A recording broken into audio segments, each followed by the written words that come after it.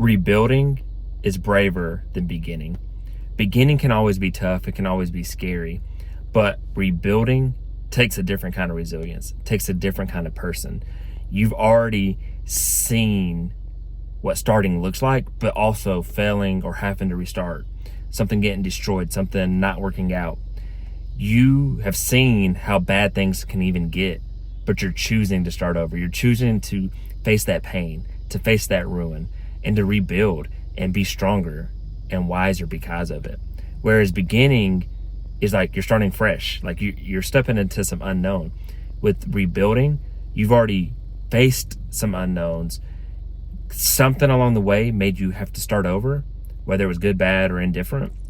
And now you're facing a new unknown and starting again and facing all the doubts that come up from already starting and failing. Whereas, yeah, there's doubts when you first begin, but it takes a different kind of strength to see something built, destroyed, built, destroyed, built, destroyed, and to continue to fight on and continue to start over and continue to do it with a good attitude and actually, just try again. So many people won't even try the first time, let alone give it a second shot, maybe even a third attempt. And you're facing so much uncertainty. You're facing the pain, you're facing the doubts, you're facing trauma from when you just lost the first time. Now you have trauma of what made you fall the first time, what made you fail the first time, what didn't work out. And you're having to overcome those doubts and those thoughts and that mindset.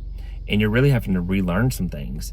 Whereas just beginning, you're just starting anew and kind of just throwing mud up against the wall. Now you're starting with a new perspective, and that perspective can be bad, but it's so brave that you're not just giving up. You're not just, man, I gave it my best shot, now I'm gonna give up. No, now you're starting again, and you're looking to build something, whether it's a life, a business, a relationship, whatever it can be. It's just not easy, and it takes a lot more strength, a lot more courage, a lot more fortitude to do that. It's like burning your hand on the stove or getting hit by a car or something. Like, it didn't kill you, but now you're like, you can choose to let it affect you and scare you, or let it motivate you to keep going. Let that pain motivate you. Don't get scared. Don't let one thing happen and now you're traumatized by it. You continue to keep building and keep going.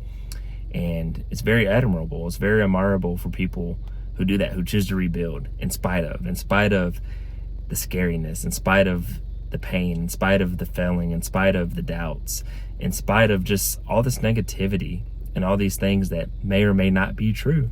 Some of the stuff might be true. It might be not wise to start over, but you're choosing to. You're taking courage. You're stepping out in faith and saying, you know what? I'm gonna give it another shot. I'm gonna believe in myself. I'm gonna bet on myself. Too many people won't even bet on themselves. They say they will. They say, man, I believe I can do anything. And then they never take action. They never put walking behind the talking. And they're very hypocritical.